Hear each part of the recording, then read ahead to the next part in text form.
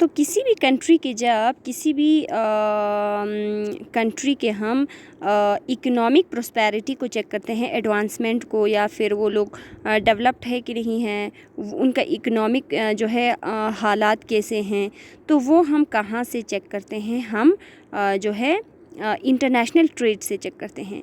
International trade मतलब जैसे कि अगर हम बोलेंगे कि इंडिया से कितनी चीज़ें बाहर के देशों में एक्सपोर्ट हो रहा है, ठीक है, तो उसी के बेसिस पे हम इंडिया के इकोनॉमिक प्रोस्पेरिटी चेक कर सकते हैं। इसी को ही हम क्या कहते हैं? इकोनॉमिक बैरोमीटर कहते हैं, ठीक है। मतलब होता है कि किसी भी एडवांसमेंट ऑफ इंटरनेशनल ट्रेड को जब हम चेक करते हैं, इकोनॉमिक जो है प्रोस्पेरिटी को चेक करते हैं, तो वो हम किसके बेसिस पे करते हैं? इंटरनेशनल ट्रेड के बेसिस पे करते हैं। उसी को ही हम क्या कहते हैं? Economic barometer for a country. मतलब ये एक बैरोमीटर होता है, ये एक ऐसा मीटर होता है जिसके बेसिस पे हम चेक करते हैं कि वो एरिया इकोनॉमिकली क्या कर रहा है, ठीक है। अब देखो, अगर हम बात करें, कोई भी कंट्री जो है वो आइसोलेशन में नहीं रह सकती, मतलब अकेला ज़िंदा नहीं रह सकती। इवन फैमिली में भी हम एक दूसरे के ऊपर डिपेंड होते हैं, सोसाइटी में भी हम एक दूसरे के ऊपर डिपेंड होते हैं। क्या कोई घर ऐसा है जो बिल्कुल अपने पड़ोसियों के साथ, अपने किसी जो अपने रिलेटिव्स हैं उन सब के साथ बाइकआउट होकर अकेला बिल्कुल नहीं रह सकता ना? हम एक दूसरे के ऊपर डिपेंडेंट होते हैं, तो ये सोसाइटी ही ऐसा होता है। तो उसी तरह से कंट्रीज़ में भी क्या होता है कि एक कंट्री जो है सारी चीज़ें अपने आप से प्रोड्यूस नहीं कर सकते, इसीलिए उनको क्या करना पड़ता है? एक दूसरे के साथ रिलेशन बनाना पड़ता है। इसीलिए no country can survive without international trade. इसीलिए कोई भी कंट्री इंटरनेशनल ट्रेड के बिना ज़िंदा नहीं रह सकती, ठीक है। हर किसी को एक दूसरे के ऊपर डिपेंड होना पड़ता है। तो ये था आपका ट्रेड। अब देखो, ट्रेड के आपके दो कंपोनेंट्स होते हैं मेनली, ठीक है। ट्रेड जो है दो चीज़ों के ऊपर होता है। एक होता है आपका एक्सपोर्ट, कि आप बाहर के देशों में कितनी चीज़ें भेज रहे हो। एक होता है आपका इंपोर्ट, बाहर के देशों से आप कितनी चीज़ें अपने देश में ला रहे हो।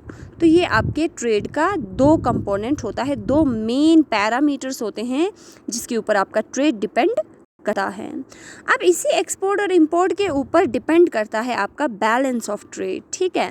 तो बच्चा, बैलेंस ऑफ ट्रेड होता है, हाँ, तो बैलेंस ऑफ ट्रेड होता है आपका, जैसे कि आपका इंपोर्ट हो गया, एक्सपोर्ट और इंपोर्ट दोनों के डिफरेंस को हम बोलते हैं बैलेंस ऑफ ट्रेड। जैसे कि आपका 5 आइटम्स आपके एक्सपोर्ट हो गए और 5 आइटम्स आपने इंपोर्ट किया, तो आपका बैलेंस ऑफ ट्रेड है, बैलेंस है, आपका ट्रेड बैलेंस है, ठीक है। मतलब 5 चीज़ें आपके एक्सपोर्ट हो रही हैं, 5 चीज़ें आप इंपोर्ट कर रहे हो, तो आपका बैलेंस चल रहा है, ट्रेड में बैलेंस चल रहा है। लेकिन कई बार क्या होता है, आपका बैलेंस जो है एक आपका फेवरेबल हो जाता है, एक आपका अनफेवरेबल हो जाता है। अब देखो वो क्या होता है, फेवरेबल जो होता है, फेवरेबल आपका होता है कि आप एक्सपोर्ट ज़्यादा कर रहे हो, आपके देश से बाहर के देशों में चीज़ें ज़्यादा जा रही, तो वहाँ से आपको पैसा ज़्यादा आएगा। और आप इंपोर्ट कम कर रहे हो, बाहर के देश से अपने देश में चीज़ें कम ला रहे हो, दैट मीन्स आपके अपने देश में चीज़ें इतनी ज़्यादा हो रही है कि आपकी खुद की नीड्स भी पूरा हो रही हैं और आप बाहर के देशों में भी बेच रहे हो। तो इसे हम कहते हैं फेवरेबल बैलेंस, ठीक है। मतलब ये हमारे फेवर में है, हम ज़्यादा इंपोर्ट नहीं कर रहे हैं, उल्टा ही हम यहाँ से एक्सपोर्ट ज़्यादा कर रहे हैं, लोगों को ज़्यादा दे रहे हैं, ठीक है, उनसे हम नहीं ले रहे हैं। तो ये होता है आपका favourable balance of trade. Second होता है आपका unfavourable balance of trade. Unfavourable balance का मतलब होता है आपका जो है एक्सपोर्ट तो बिल्कुल कम हो रहा है, ठीक है, एक्सपोर्ट आपका डिक्रीज़ हो रहा है, मतलब एक्सपोर्ट आप नहीं कर पा रहे हो, आप अपने देश की चीज़ों को बाहर नहीं बेच पा रहे हो।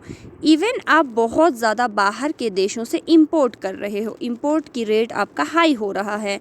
तो एक तो आप अपनी चीज़ों को बेच नहीं पा रहे हो, दूसरा आप अपनी चीज़ों से आपका जो है नीड्स पूरा नहीं हो रहा है, इवन आपको बाहर से दूसरे देशों से चीज़ें मंगवानी पड़ रही है।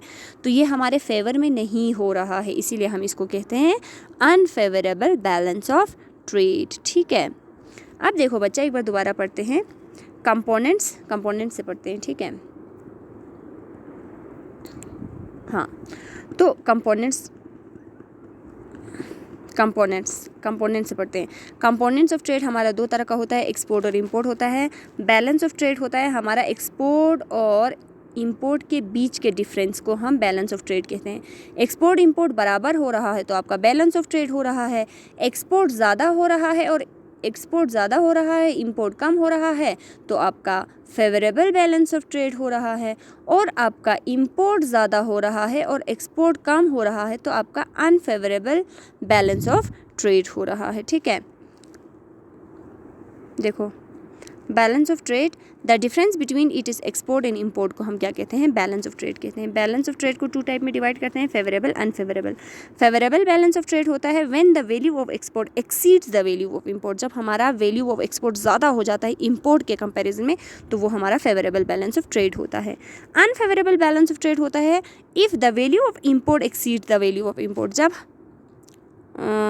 If the value of import exceed the value of export है बच्चा यहाँ पे, ठीक है, यहाँ पे मिस प्रिंट हुआ है, यहाँ पे आपका एक्सपोर्ट आएगा, एक्सपोर्ट ये वाला आपका इंपोर्ट नहीं होगा, यहाँ पे आपका एक्सपोर्ट होगा। ठीक है, तो ये नोट में अपडेट कर देना। तो जब आपका वैल्यू ऑफ ट्रेड का इंपोर्ट आपका वैल्यू जो है एक्सीड होता है एक्सपोर्ट से तो वो हमारा अनफेवरेबल बैलेंस ऑफ ट्रेड होता है। ठीक है, तो आज के लिए हम इतना ही करते हैं। इसी को आप लोग कॉपीज़ में मेंटेन करें और नोट्स को बनाएं। इंशाल्लाह नेक्स्ट क्लास में मिलते हैं। शुक्रिया।